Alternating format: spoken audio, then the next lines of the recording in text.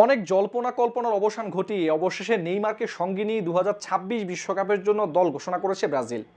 সোমবার Rio de জেনেরিওতে আসন্ন 2026 বিশ্বকাপের জন্য পূর্ণাঙ্গ স্কোয়াড ঘোষণা করেছেন ব্রাজিলিয়ান বস কার্লো আনচেলত্তি। সবার প্রতীক্ষা ছিল নেইমার জুনিয়রকে এবারের স্কোয়াডে ডাক পাবেন। প্রত্যেকটা দর্শকেরই, ব্রাজিলিয়ান ভক্ত যারা রয়েছেন তাদের আগ্রহ ছিল নেইমারকে ঘিরেই। তাদের মুখে হাসি ফুটেছে নেইমার জুনিয়র ডাক পেয়েছেন বিশ্বকাপে।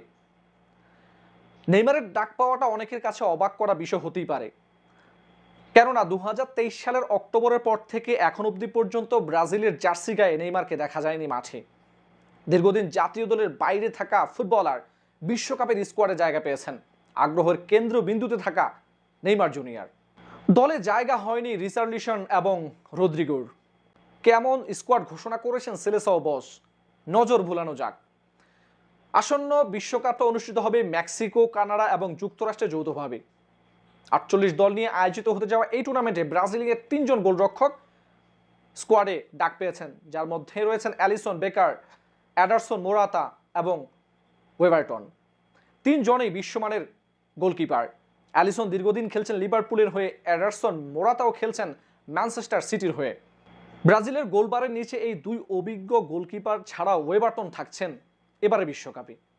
ডিফেন্ডারদের মধ্যে কাঙ্ক্ষিত নামটি রয়েছে পিএসজির ডিফেন্ডার মার্কুইনিস, সাথে অ্যালেক্সান্দ্রো রয়েছেন, সাথে গ্যাব্রিয়েল মালগাহেস রয়েছেন, ইবানেজ রয়েছেন, Bremer, Leo Pereira, Wesley Franca, Douglas Santos এবং দানিলো।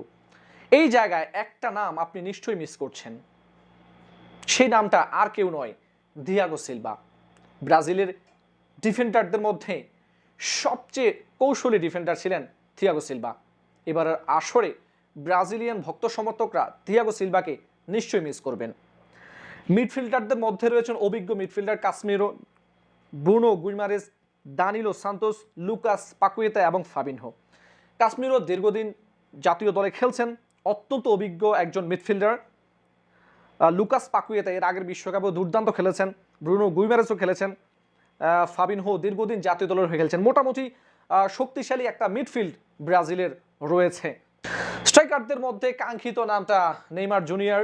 ইতিমধ্যেই ফুটবল বিশ্বে সারা জেগেছে ব্রাজিলিয়ান স্কোয়াডে নেইমার অন্তর্ভুক্ত হয়েছেন। তার সাথে অ্যাটাকিং জোনে ভিনিসিউস জুনিয়র এবং রাফিনহা থাকবেন। এছাড়াও স্কোয়াডে আরও ডাক পেয়েছেন Matheus Cunha, Gabriel Martinelli, Luiz Henrique, Igor Thiago, Rayan এবং অ্যান্দ্রিক। সবচেয়ে কম বয়সী ফুটবলার অ্যান্দ্রিক প্রথমবারের মতো খেলতে যাচ্ছেন এবারের বিশ্বকাপে। নেইমারদের সঙ্গে তিনিও অ্যাটাকিংয়ের দায়িত্বে থাকবেন। সবশেষ বিশ্বকাপে বাইসাইকেল গোল দিয়ে তাক লাগিয়েছিলেন রিচার্লিসন। এবারে বিশ্বকাপে তিনি দলে ডাক পাননি। আসন্ন 2026 বিশ্বকাপে ব্রাজিল রয়েছে গ্রুপ সিতে। আগামী 13ই জুন মরক্কোর বিপক্ষে ম্যাচ দিয়ে বিশ্বকাপ অভিযান শুরু করবে সেলেসাওরা। শুরু হবে তাদের বিশ্বকাপ অভিযান। আমেরিকা 3টি দেশ, যুক্তরাষ্ট্র, কানাডা এবং মেক্সিকো যৌথভাবে আয়োজিত হবে এবারের আসর। 11ই জুন থেকে 19শে জুন পর্যন্ত চলবে এবারের বিশ্বকাপের আসর। গ্রুপ পর্বে ব্রাজিলের ম্যাচের সময়গুলো যদি আমরা দেখি, 13ই জুন প্রথম ম্যাচ, যেখানে মরক্কোর বিপক্ষে তারা মাঠে নামবে। 19শে জুন ব্রাজিলের পরের ম্যাচটি রয়েছে হাইতির বিপক্ষে, এবং গ্রুপ পর্বের শেষ ম্যাচ 24শে জুন স্কটল্যান্ডের বিপক্ষে মাঠে নামবে নেইমার জুনিয়ররা। 48 দলের আসন্ন এবারের বিশ্বকাপে ব্রাজিল কি তার হেক্সা মিশন পূরণ করতে পারবে? কাঙ্ক্ষিত সেই সাফল্য কি ধরা দেবে? নেইমারের অধরা যেই বিশ্বকাপ ট্রফি, সেটাকে ছুঁয়ে দেখা হবে? লম্বা ব্যর্থতার পর ব্রাজিলের হাতে কি সেই শিরোপা ধরা দেবে? সেটা সময় বলে দেবে। আপাতত বিশ্বকাপ স্কোয়াডটা কেমন হয়েছে, আপনার মতামত জানতে চাই। কমেন্ট করুন আপনার মতামত।